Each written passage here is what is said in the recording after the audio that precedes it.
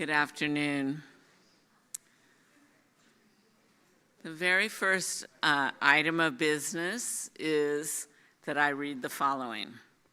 As a land-grant institution, UCLA acknowledges the Gabrielino Tongva people as the traditional land caretakers of Tongavar, Los Angeles Basin, and the Southern Channel Islands, and are grateful to have the opportunity to work for the Tra'aksatam, which means indigenous people, in this place.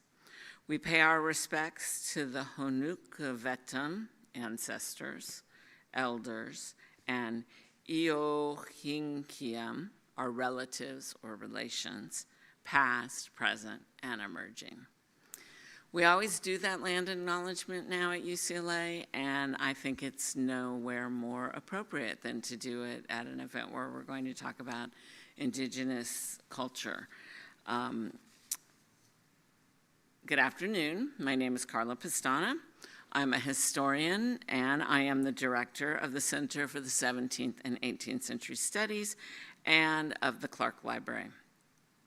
Before our event begins, I would like to remind you to silence your cell phones. I recently went to a play at which there was a silver alert, and I felt very sorry for the woman putting on this one-woman show that was constantly being interrupted by phones pinging, so please do silence yours.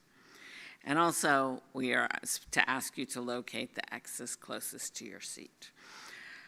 I'm pleased to welcome all of you today to what is the second annual Spotlight Talk. Today's talk is given by Johanna Drucker, Distinguished Professor and Breslauer Professor Emerita from Information Studies at UCLA.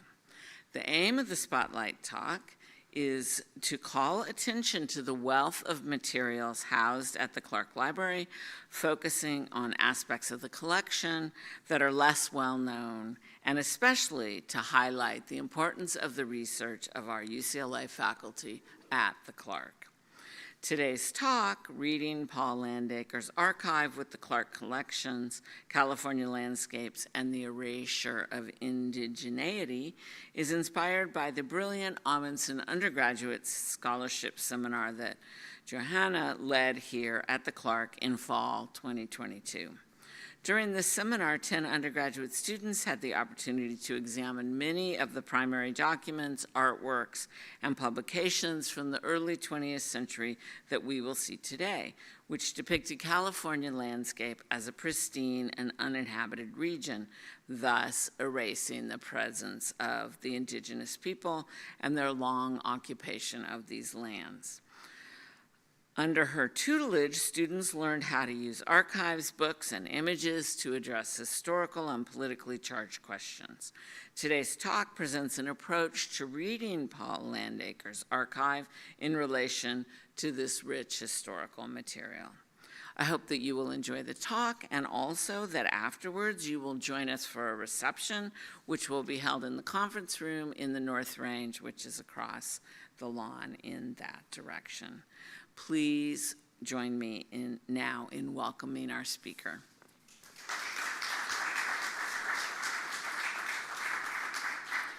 Thanks all of you for braving the traffic, as we all know in Southern California is a challenge. This talk does draw very much on the work that I did to create the seminar, the Amundsen seminar, and the really incredible experience that we all had.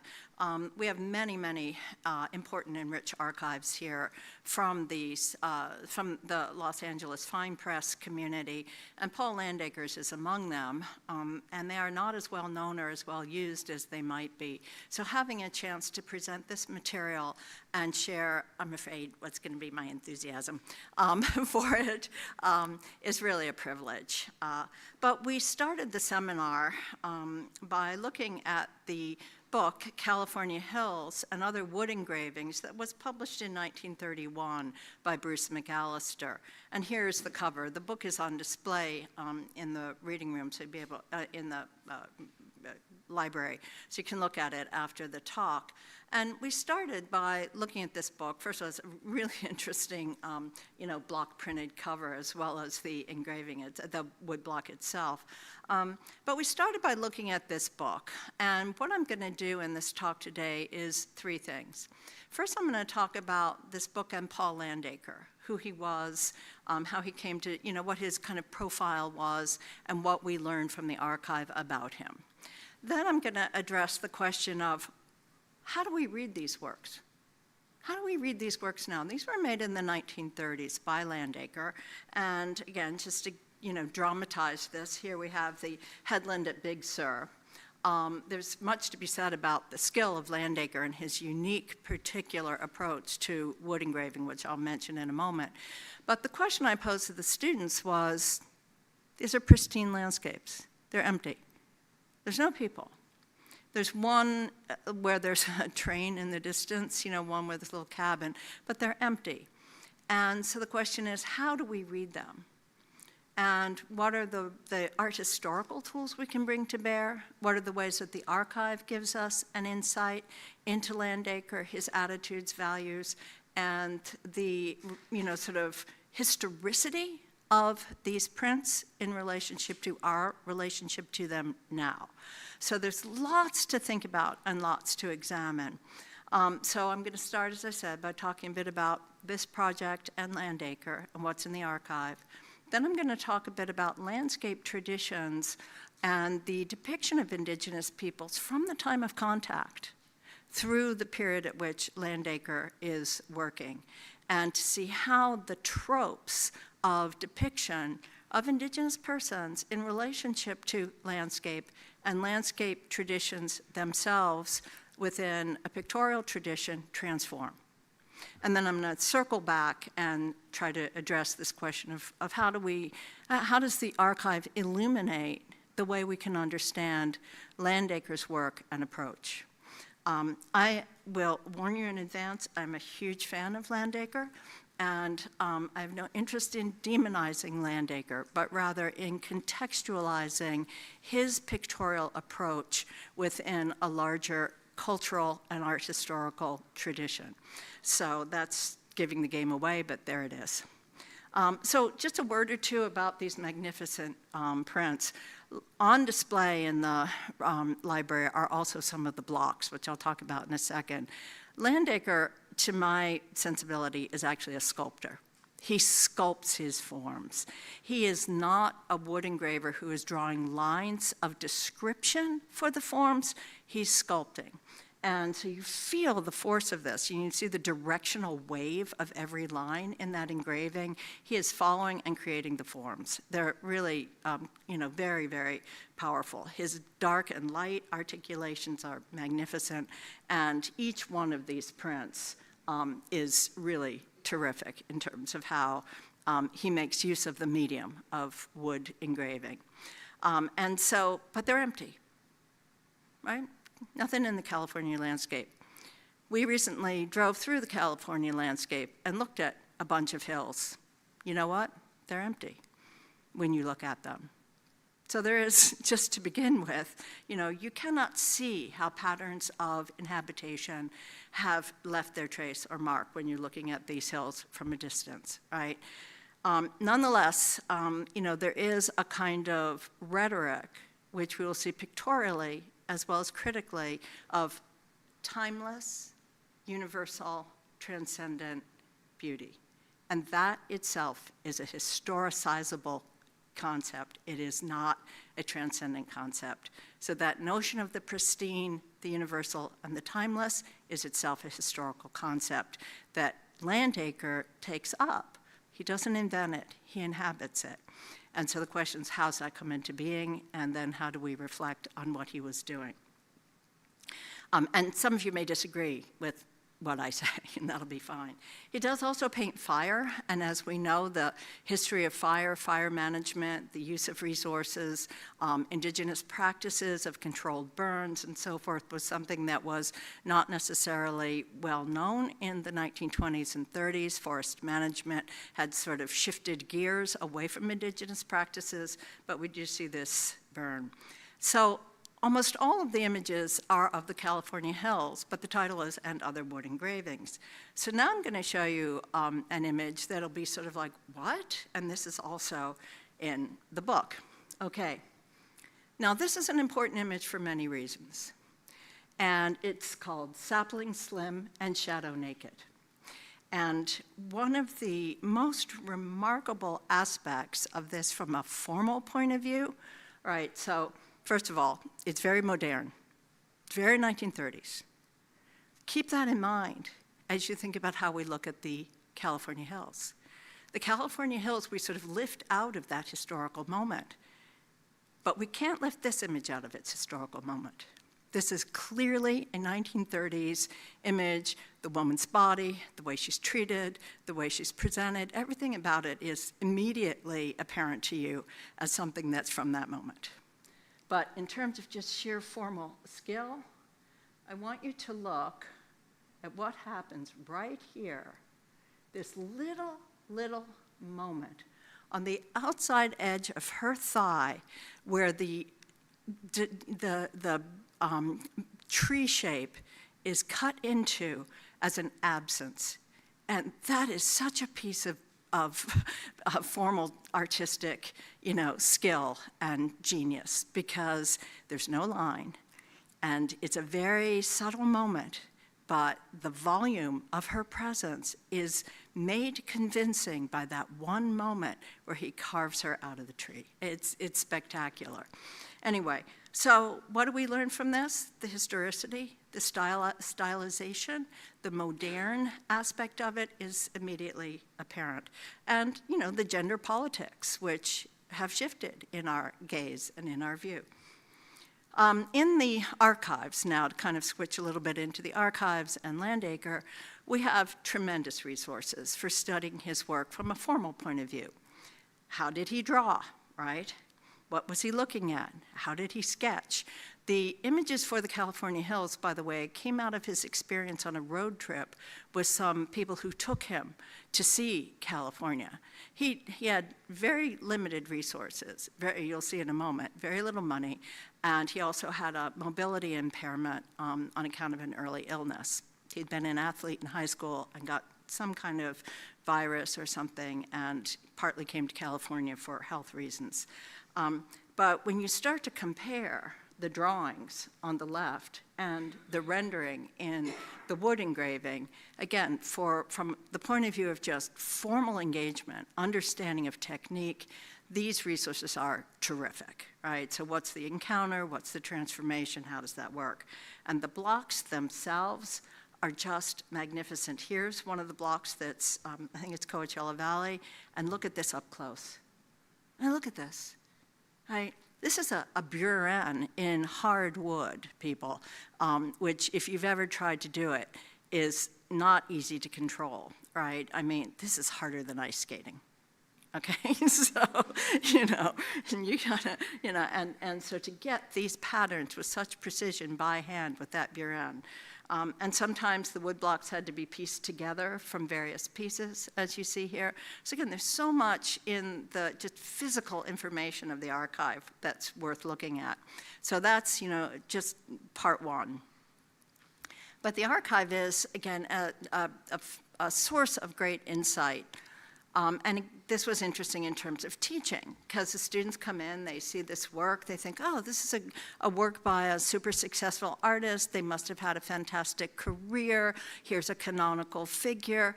And so the kind of sense that, oh, well, they receive Landacre as an established fact. They don't see Landacre as someone whose life is emerging in this period. So one of the things I did not encourage the students to do, but which we did, was to go up to look at the Landacre cabin, which is still above the Glendale Freeway in an area, you can see what shape it's in by the sign. And then we approached the cabin in an area that was at the time called Edendale. And it was in this beautiful area, but it's a tiny little cabin. This is where Paul and his wife Margaret lived and worked. All right, so, you know, we're not talking luxury accommodations, okay? This was where they lived and worked. And at the time that they lived there, the Glendale Freeway wasn't there. And this was the kind of view that Landacre had, right? I mean, it's, you know, it's beautiful, right? You can see the inspiration.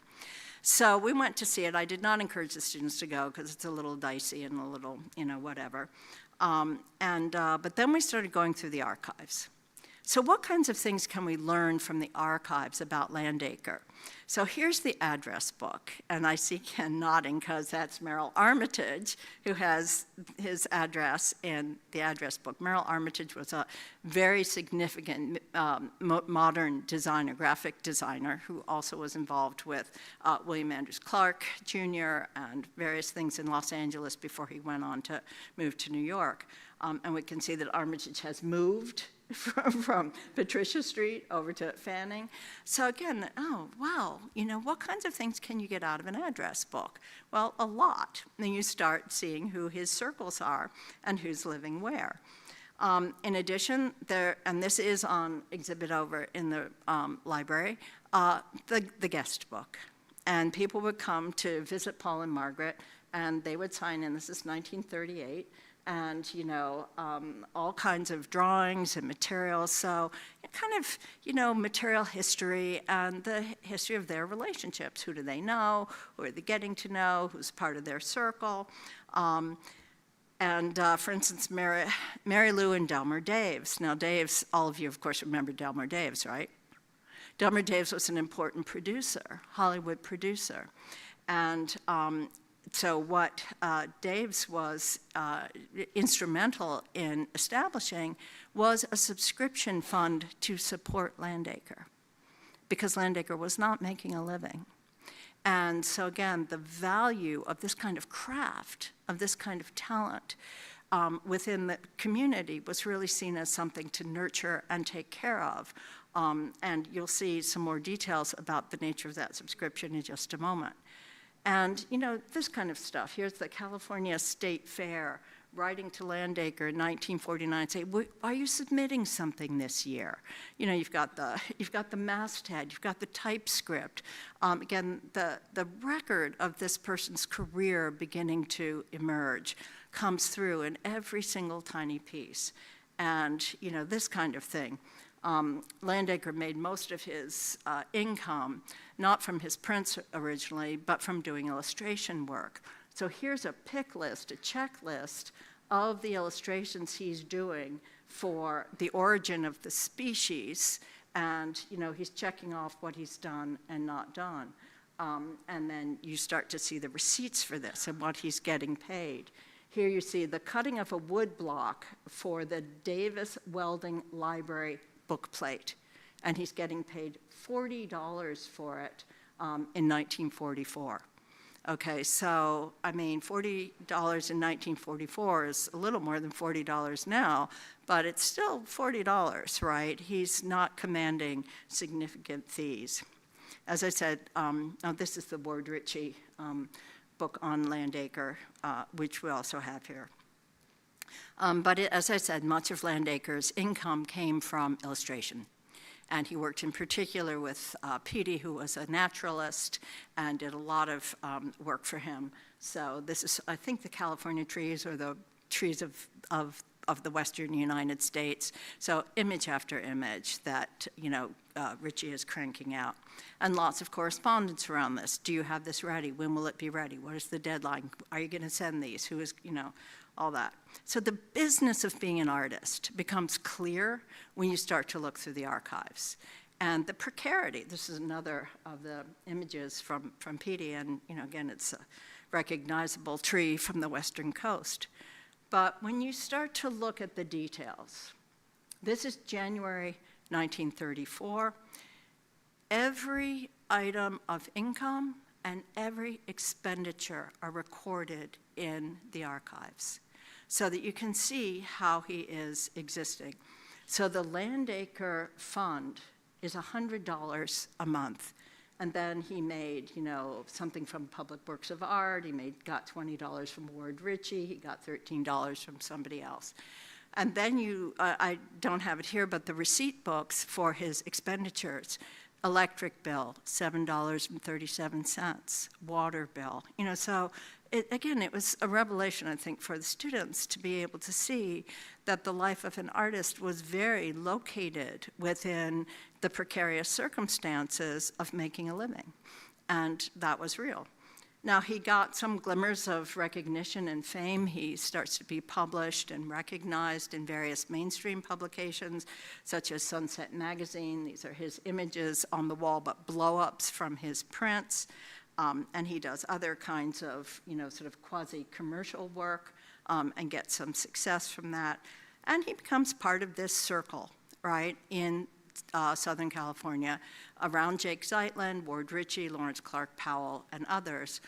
But the circle of subscribers, the people who contribute to that fund, is not just the literati. It is other members of the community who see the value of what he's doing. And that goes on for quite some time. That's not just a couple of years. So let's come back then to the central question. That's just to give you a peek into the archive and how the archive provides, some insight into the man and his circumstances. But let's come back to the central question here: erasure of indigeneity. These empty views. How does this come about? What are the pictorial traditions within which Landacre is working? He doesn't invent them. He's working within them. And that's also important to remember. So let's look at two particular themes here. One is going to be depicting indigenous peoples, and the other is going to be depicting California landscapes. And I'm focused here in terms of indigenous peoples on California. All of you will recognize California here when it was an island. We are possibly going to go back to that in a couple of weeks out of necessity, but we'll leave that issue aside for the moment. But, at the point of contact, what was known about California? How was it known? It was known through the coastal access routes. There was no overland traffic into California until quite late. And one of the things I asked the students to do, we did this collectively, was look a little bit at California history. When does contact occur? When is the first European exploration? When did the Spanish missions, a system of extreme cruelty and brutality, when did these get established? What did they do in the landscape? When is the Mexican era? What are the rancheros? What happens with the gold rush? What happens with expansion of settlement? And so forth. So the point I was trying to bring home to them was that there's a long history here, and we need to situate Landacre's work within this long history. Again, California Hills was published in 1931. In 1928, the Congress of the United States, and I'll get back to this in a second, passed a statute that allowed indigenous people to sue for reparations and restoration of their land. It was a landmark piece of legislation, 1928. So again, winds are shifting at this time. But when we look at this long history, it's a horrible history, right? It's a history of displacement, of genocide, of brutality, and erasure. So again, I felt that to understand this fully, students need to engage with, the details. Now, at the time of contact, California's tribal groups are many, and the distribution of lands among them is known, mapped, and understood. Not at the time of contact, but later. So again, it's not as if, this is not known, right, that there were indigenous persons here. And as a matter of fact, from some of the earliest images, this is this horrible, distorted, grotesque misrepresentation by Theodore DeBry of Franciscus Draco, you remember him, of Drake, and with this image of cannibalism in the tent, right? So this is not an accurate description. But here's a different image from Jacob van Meurs from 1671, showing indigenous persons recognizing Drake and, crowning him. Now, again, we could explore an image like this, master's thesis, right? I mean, there's so much to explore here. But the point is that what is being shown here is a situated scene. We see the landscape, we see the persons, we see social groupings, we see organization, we see exchange. Representation, misrepresentation, misinformation, whatever. The point is that it's all situated. And this will continue to be true for quite some time. The indigenous people are always shown situated, whether within a contact narrative like this one, at the Mission Carmel, where the indigenous persons have been lined up to meet this visiting figure and so forth. Or if, as in the work of Ludwig Koras, they're being studied. So again, much curiosity, much interest in indigenous people. Again, from a European standpoint, there were many kind of mythologies of, the lost tribes of Israel, of, a kind of natural, living with nature, a kind of innocence. I mean, many kinds of projections, right? But serious interest in studying. This image, by the way, comes out of the Online Archive of California and the Paul Hunneman collection at the Bancroft, which is a super good collection for looking at representations of indigeneity. But again, even here, as the students were quick to point out, the depiction of bodies is within a kind of Western Greek tradition of a particular form. And so that could be argued, all kinds of ways. But again, Chorus was a dedicated, sort of observer of, California inhabitants, their clothing, their foodways, and so forth. But as I said, they are all situated. They're in the landscape. They're not other than the landscape. There's a sense of an integrated existence, right? And that's going to go away. And again, here's hunting the buffalo. We're getting into the 1830s. By the time we get to this in the 1840s, we can see that the indigenous people have, been sort of put into, European garb and so forth. But, the point is that there's a documentary history here of the ways in which, indigenous people were being understood. And they're not missing. They're present. Okay, they're present, they're being observed, they're being, there's an attempt to understand.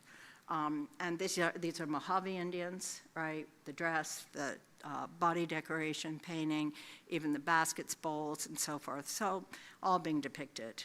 And then we switch gears. Exactly. So then no more landscape, no more situatedness. We get this kind of kitschy, to my eyes anyway, kitschy portrait. You could write an entire paper on this particular image because of all of the cultural traditions that are, clashing here. And then we start to get this kind of, Indian by a campfire, 1849. So by the middle of the 19th century, we're getting a romanticized, last of the Mohicans kind of sensibility, right? Which again completely does not take into account the brutality of the history, but simply presents these images. And again, we could go on. This is Charles Knoll.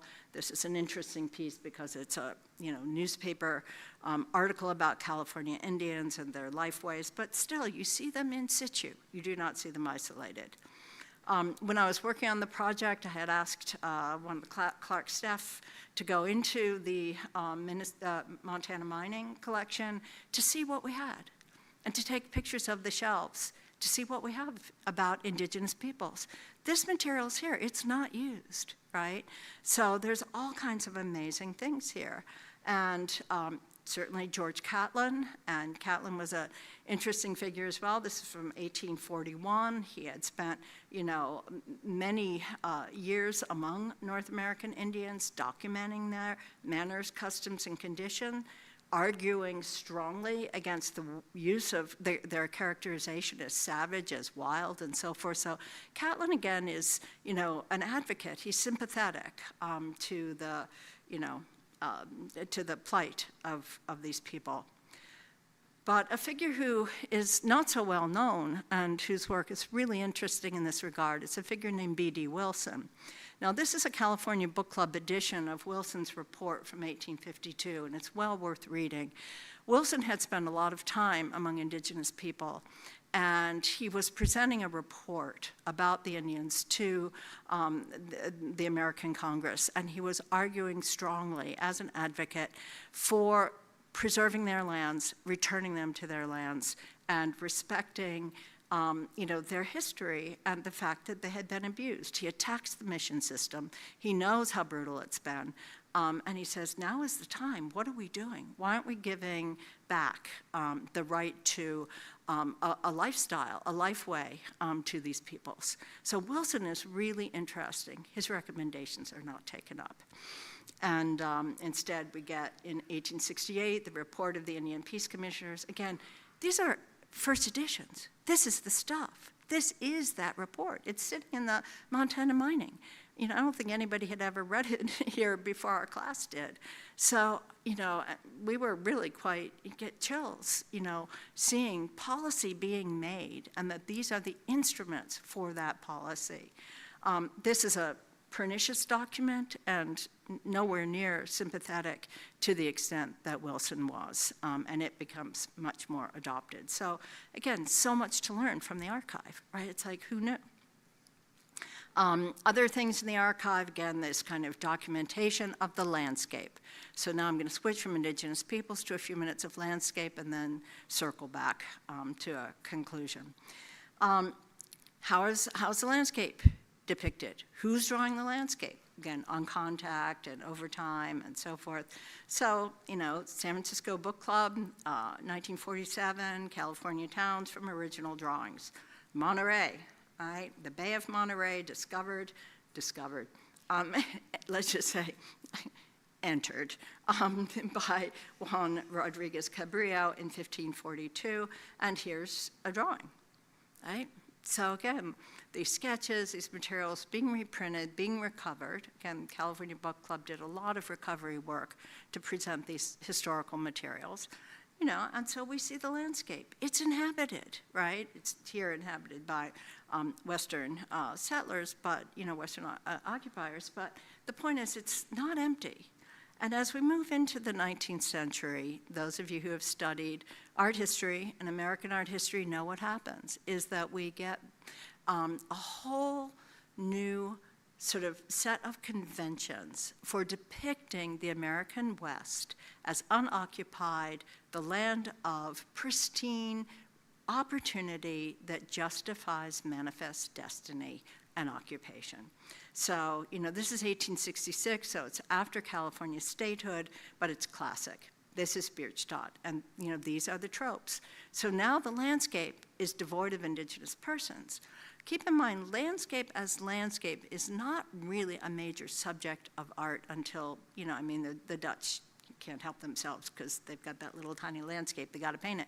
But in general, landscape is not a kind of autonomous strain in painting, religious painting, history painting, portrait painting, and so forth. So landscape painting starts to establish a whole set of conventions and tropes for seeing the land as empty, pristine, and ready for, you got it. Okay, and here it is. Thomas Hill, the Great Canyon of the Sierras, 1872.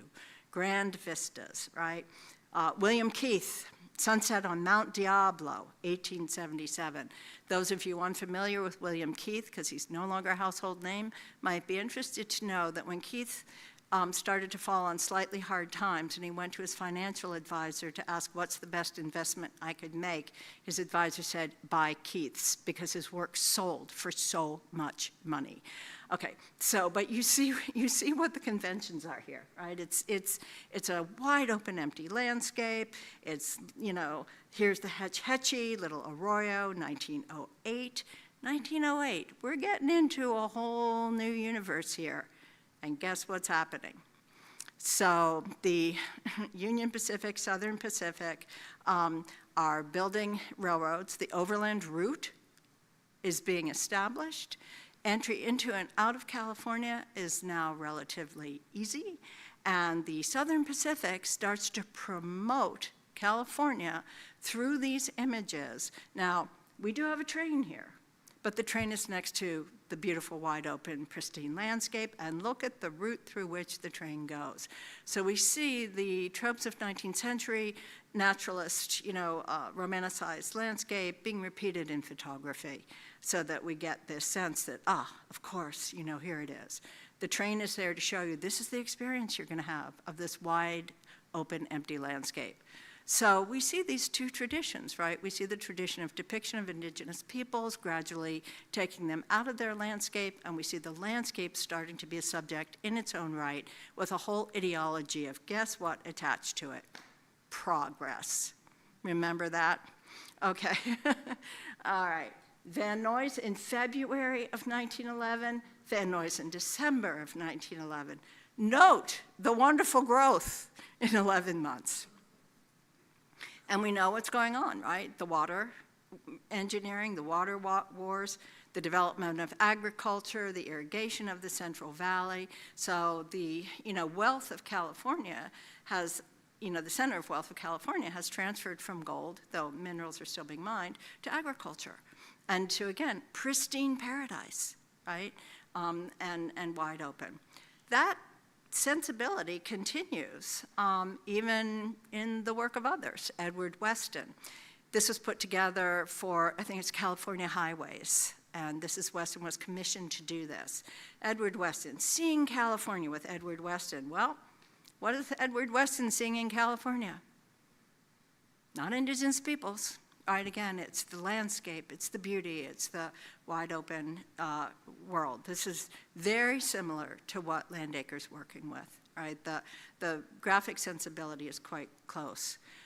They're not the only ones. This is a magnificent, by the way, unbelievable book, Chira Obata. This was done in 1937 by the Armitage Press. Every one of these images in the entire edition, the edition wasn't very big, is hand-painted. Obata's like just, this consummate ink painter. And you see these. But again, it's the landscape. It's open. It's wide open.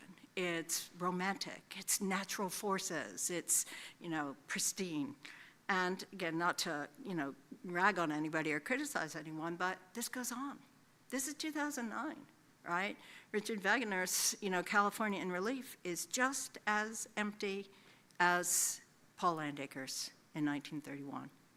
So again, the tropes sink in. They become the conventions. And then they almost become the way that you see the landscape, because those conventions are so deeply imprinted that you project them when you're looking. So let me finish then by coming back to the value of the archive. And the value of the archive is a way to understand Landacre and his point of view, his position, his relationship to many aspects of his own culture at the time. And here's these. Civil Liberties Committee report to Silver Lake Unit, the League of Women Voters of Los Angeles. Landacre and his wife Margaret, who was his helpmate in all matters, including printing and everything else, were active members of the League of Women Voters and advocating for civil rights. The community that was in Glendale was a very politically progressive community, and again, interested in advocating against segregation, against various kinds of social injustice. And Landacre was very much part of that. He's also involved in the California state law on the rights of citizens. And again, he is an activist in this regard. Margaret may have been more actively involved because Landacre did have a lot of blocks to carve. But the point is that this was their sensibility. This was their commitment. So, and again, this is why I say reading the archive is so important if we're going to read the works. Because we have to situate his sensibility within the larger context of his values, his work, his life, and how he's thinking, and the historical moment. This letter is out where you can take a look at it. He and Margaret wrote to the Emergency Committee of Atomic Scientists in 1947. This is the pamphlet that Einstein put together. The committee secretary sent the pamphlet to Paul and Margaret along with this letter. Professor Einstein has asked me to express to you his sincere thanks for your generous support. It gives me chills, right? It's like this is, Landacre's engagement. As I said, this is Coolidge, the terms on which indigenous peoples' rights to tribal jurisdiction could be reconsidered were beginning to surface in the 1920s. It is this 1928 statute approved May 18th, the California Indians Jurisdictional Act, that is a major moment of transformation. And by the time we get to the present, you begin to see where tribal jurisdiction has been reestablished in California. Now, in terms of, land mass and real estate, it's still very constrained. But nonetheless, it looks very different than that map would have looked in, 1924, so 2024.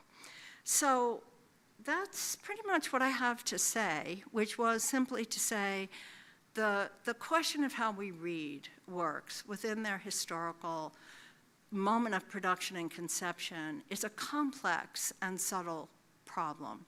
To lift the work out and simply make a judgment on it without understanding the more nuanced conditions of its production is, in my opinion, a mistake. It's to pass a judgment that is, without foundation in terms of the historical specificity and conditions in which the work was conceived and produced.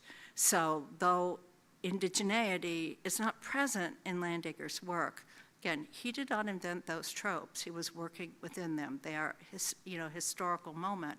And therefore, for me at least, I cannot pass a negative judgment on Landacre for making use of conventions that were the conventions, not just of that moment, but as we see for a very long period of time in depicting the landscape of California. So that's it. And then we have this slide. Questions?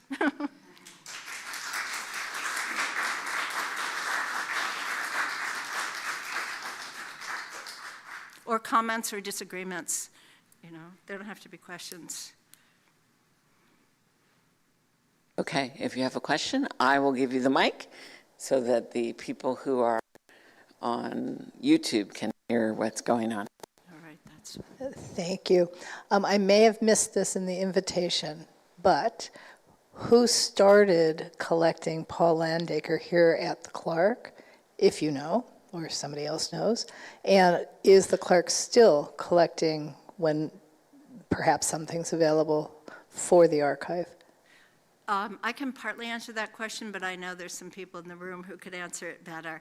A lot of the Landacre archive came through Landacre's brother, but it was, I believe, handled by Jake Zeitlin. I could be wrong. Ken might know.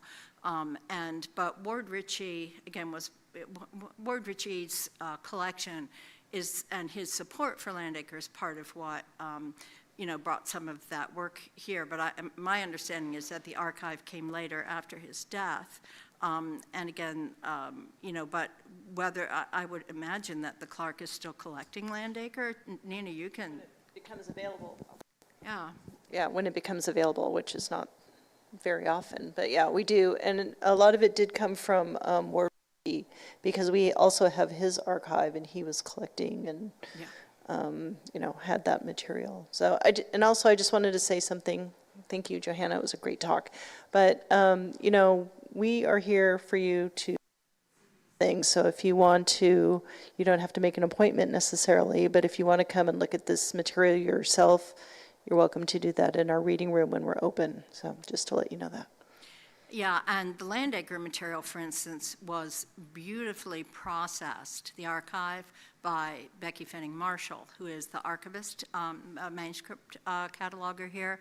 So if you look at the finding aid that's online, it gives you a really good sense of what's in the archive. So there's, again, the professionalism of the staff here is not to be underestimated in terms of the value that it adds to these collections as well. So, thank you, Joanna. That was great. Do we have some knowledge of what his library was like? Did he have access to some of the photographers who were taking, quite amazing, important pictures of what the California landscape looked like? Because that's a nice part of what archivists do now that didn't used to be. I think archival process quite a while ago was looking around and looking at what else there is besides letters and notes and sketches and things like that. But looking at the person's library and looking at what he collected.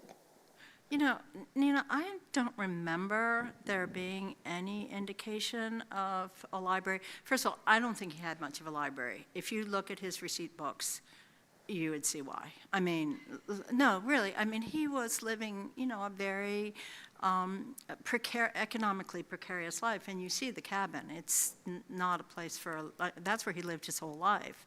So there wasn't really a lot of space, whether or not through Zeitlin and his circles and Ritchie, he would have been exposed to, the work that was being done by, Timothy Hill or later Ansel Adams and others.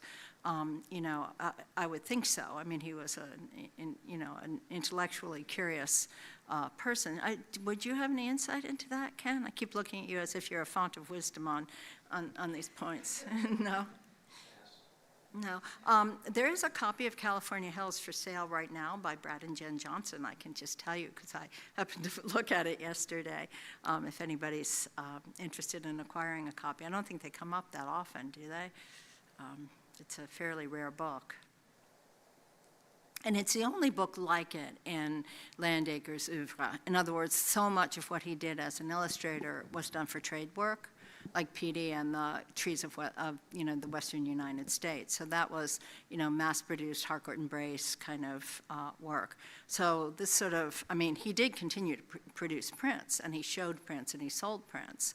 And again, you can sort of track his exhibition work. He tried to apply for a Guggenheim at one point, and there's a whole record of that, and people supporting him, and of course he doesn't get it, I don't mean, of course he doesn't get it, but he doesn't get it. It's, there's all these really interesting sort of chapters along the way, but I don't know anything about if he had a library, I don't know anything about it, and there's no trace in the archive that I've got. The point that you made, though, that he could have, hung out at Zeitlin's. Yeah, at the Red Barn. And just looked at things there, but of course that's really difficult to, know what books he looked at in a certain evening, but that is a really good point. You don't have to own books to know about them. Right, or to see exhibits and be part of exhibits and, go to see things. So, but he didn't have a diary. There's even the financial records are very detailed, but there's not an equivalent calendar record. So, activities for every day kind of thing. My first encounter with Landacre was at the Huntington a number of years ago. Is some of the archive, or let me put the question this way, is the Huntington also collecting Landacre? You were mentioning something about an exhibit that's being done.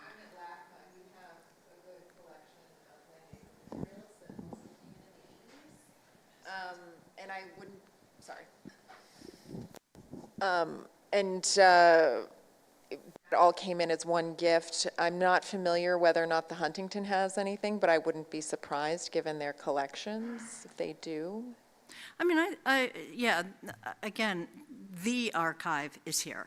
In other words, the personal archive of Landacre is here at the Clark. I know that the International Printing Museum has his press, in Carson. Which was discovered later in the 70s or 80s or something. Yeah, so, California Hills was produced by Bruce McAllister, and Landacre was not a letterpress printer. He didn't do that work. He did produce the images, again, with Margaret, his wife's assistants. But I don't think that the archive is distributed. We have we have a record, actually, of the sale and acquisition through Zeitlin of the materials. So my understanding is that the bulk of the materials are here. But the books, prints, blocks are distributed. But didn't you mention that someone was doing a catalog raisonné? Catherine Burns. Okay. Based in the Bay Area is finishing up a catalog raisonné, I believe. I think it's close. I got an email about it recently. Okay, so, you know. Somebody else has done it too. Oh, good. Okay, so good. So there it is. Excellent. Yeah, Chris. Johanna, could you tell us a bit more about where he came to California from? Because, this is highly formal work. This is not naive art. This is somebody who had very good training from somewhere and background. What do we know about that? He came from the Midwest, but, to say the Midwest, I'm like a Saul Steinberg geographer. It's like there's California, there's the East Coast, and then there's a thing in the middle, part of which is the Midwest. But it was the upper Midwest someplace. I can't remember exactly. But we don't know if he went to art school or who he was mentored by or anything else. I don't. Do you? It might be, but I can't remember what that story is. Whatever it was, it didn't make much of an impression on me. In other words, it's like if he had formal training, it's not something that was so notable that I remembered it. But somebody else might know. Do you have any? No, I don't know. No, it's not naive ever. It's all really sophisticated. And I don't even know from whom he learned wood engraving. Do you know? No, I don't know. But I'm just going to say that there might be some biographical information in the finding aid because it's pretty extensive. So there might be some information there. Yeah, and there might be also in things like at some point he applied for teaching jobs, and it's like so there had to have been a CV. He must have had some kind of curriculum vitae, but it didn't. Whatever it is, it did not register. Oh, it's in Wiki. From his wife. Oh, okay. Yeah, well, that's good to know. Oh, he did go to Otis. Yeah. Oh, okay. So those were the days when people actually learned something in art school. Sorry. Johanna showed that little grasshopper woodcut that Landacre did for Jake Zeitlin. Uh-huh. And that appeared first in Zeitlin's first catalog in 1928, because I own it. Yay. Okay, we'll go back to that little grasshopper. I mean, again, Zeitlin was such an important force here for fostering small press activity and cultural activity. There it is. Did a little grasshopper. Again, modern. So you may not have noticed it was a grasshopper. That's the title page of his first catalog. That's an advertisement. Yeah. He used that grasshopper in everything, on a stationery. If I had that grasshopper, I'd use it on everything too. And that's a darn nice 1930s-ish modern grasshopper. Yeah. They don't make grasshoppers like that anymore. They're all wearing, tennis shoes. Since we're speaking about like logos and things, the letterhead that you showed of, was it Devin? Oh, sorry, I can't remember. Davis. Is that a Landacre woodcut of the letterhead? Yeah, Delmer Daves, Yeah. I believe it is, yeah. Yeah, because it looks like it. Yeah, I'm pretty sure he did that for Dave's, yeah. And, in the California Hills, there, and other engravings, there's images of buildings on the Berkeley campus and other things that have, again, this kind of stylized 1930s modern feel to them. Even the way he sort of sculpts light in here is and the shapes, the geometric shapes within which he bounds the details. It's very much, of that moment. I just wanted to ask you, since you're flipping back through some of the images, if you could say a little bit more about the Chira Obata book, because I don't know that project. Oh, and it's amazing. Visually, I mean, you were talking so much about how Landacre is, very much of this 30s moment, and I think definitely that's true, but the Obata, because he's Japanese descent, also speaks to that, his background, and I'm curious to know more about this project. I don't know that much about Obata, do you?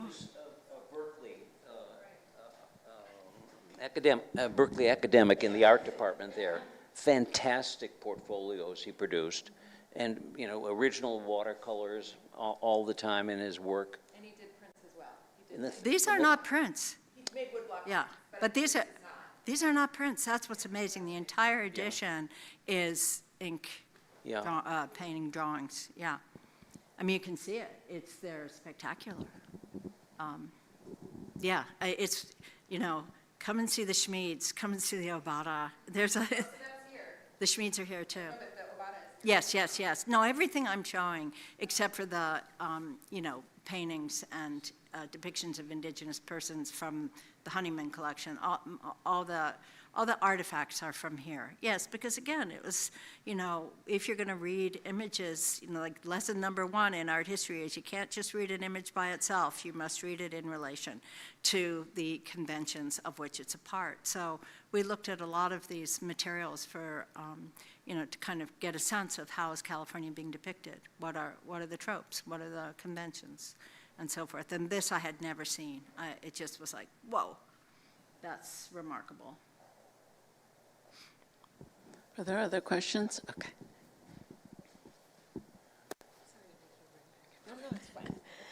So if you can say this without, defaming character, did the students buy this idea that you do have to contextualize and not just, sort of apply a contemporary interpretation to? Yes and no. I would say yes. Good answer.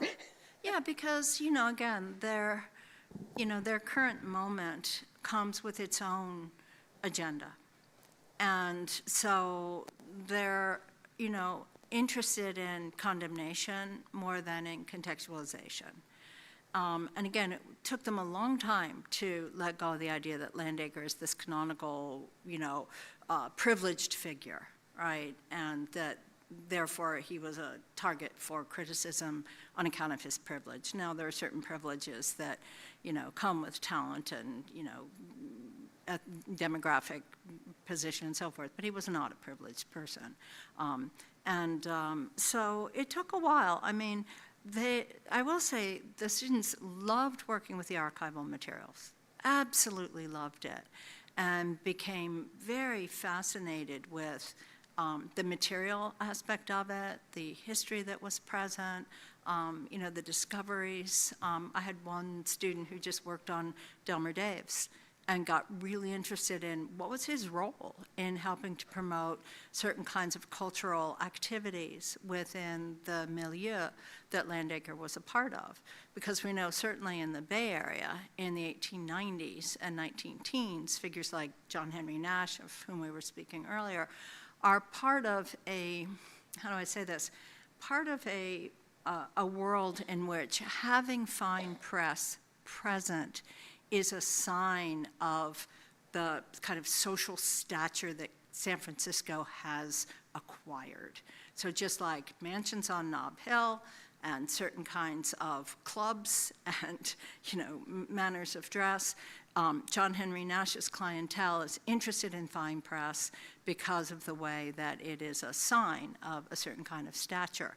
And again, we see this here in the collections and the way they develop, and why it's important as a moneyed person whose money comes out of industrial wealth and mining and development and so forth, why the accoutrements of class are so significant. So, that sort of stuff they were fascinated by, I think, and the whole notion of a milieu, of a network, of social network, within which the work was being produced. That was something that they really sort of related to.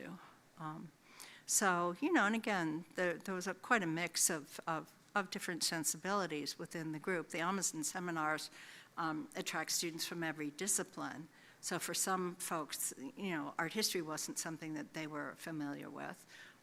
Literary history wasn't. bookmaking wasn't. So there was a lot to get immersed in and to formulate. But, you know, I had one student in the class whose essay won an undergraduate prize, and she's a microbiology major. And so it really, the Amundsen seminars and the use of these materials, you know, it's a terrific combination. But I'm a big champion of the materials here. And again, Southern California's culture is something to which we can get access through these materials in that historical period in a way that is quite unique and useful. The California Fine Press collection is underutilized and very interesting as well. Ward Ritchie's papers, very interesting to read through. Again, I taught a class on that when I was first here at California Fine Press.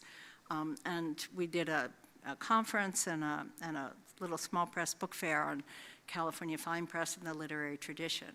Now, the literary aspect of early Los Angeles is another whole topic, but we'll just let that one go. But the fine press tradition does begin to establish itself here, but not like in Northern California. I mean, Nash, the Grab Points, the whole, you know, larger establishment and tradition up there, much more established, because there's a clientele. I mean, who's in Los Angeles? Developers. I mean, there isn't the same, you know, that's why the Philharmonic is so important as it gets established as well. So. Johanna, may I ask you a question? Yes, ma'am. So I'm going to reveal my ignorance of art history, among other things here, but you framed it in terms of the erasure of indigeneity, and I do know in the U.S. art history tradition there's a long history, as you showed, of eliminated native peoples from Western landscape. So you're putting it in that framework. But it seems to me, I mean, first of all, this is a style, and that was your point, that this is the style, and he's, you know, using the style that doesn't have people in it. But it seems to me some of these landscapes would have had people in them, but they wouldn't have been indigenous people. That is, there would have been Italian fisher folk in Monterey in the 1930s. We see that, yes. Right. So I'm wondering, in what sense is his works at California Hills erasing an indigenous presence? Or was that, in fact, the work of the missions and the, you know, of like previous generations that helped to eliminate many of the native peoples? And to what extent is he simply eliminating people from the landscape? And does that matter? Exactly. And so by the time we get to Landacre, we're not going to put people in because the landscape is the thing of beauty and so forth. But that's why I showed those two traditions, because the way that the interest from early contact in indigenous people and their life ways, their habits, their, you know, ways of being with the land, their dress, all of that, you know, that was there. It's part of the documentation. And the missions really are a major turning point, as we know, because of the essentially enslavement and genocide of indigenous people, horribly cruel and you know, violent. But, and so I think one of the things that's interesting is that as we get into this notion of the West and California and its majesty, there's no Italian fishermen in, you know, this part of the Merced River, right? That's not who would be there, but there would have been originally indigenous persons. So this is also, it's like which landscapes are being depicted that were originally inhabited in various ways, and which landscapes, mainly coastal ones, are ones where you see Western settlement patterns of fishermen and miners and so forth. But that material, what's interesting is that where you see things like miners is in music sheets, you know, and on covers and popular songs and, you know, sort of adventure stories and so forth. So the mining culture gets a certain kind of depiction. I'm sorry, but Carla, the Italian fishermen don't kind of get the same, aura, you know, nor do many other ethnic groups that we could name get that kind of depiction.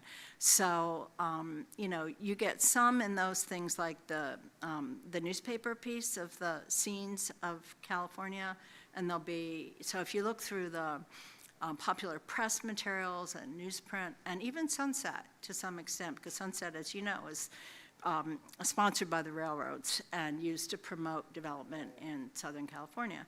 So there again, you get, ethnicity has a touch of color, local color, flavor, right, kind of thing. But it's not integral to the landscape in the way that you would, think that the fishermen or farmers would be. So I would say that because of the 19th century, which is, when European painters are first coming into this area, right? Yosemite's not an open valley that people have been in before the 19th century. They come into it. Well, at least people who paint. Yeah, well, no, but there's really very little Western entrance into these regions. We were just there and looking at the historical materials.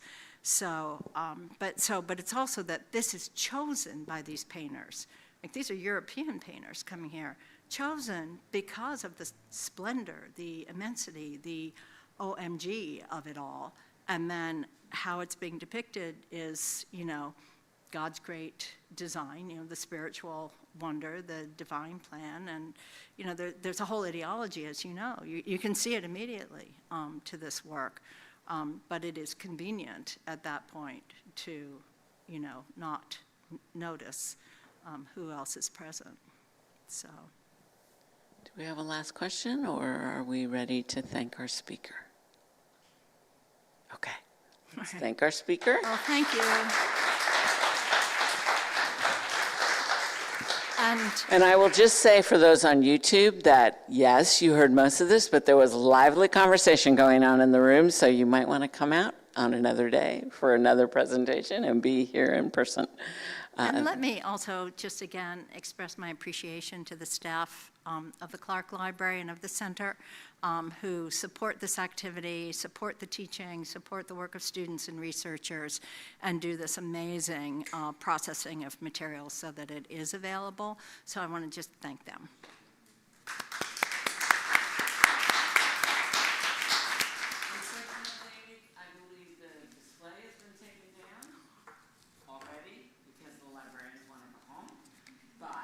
Bad librarians.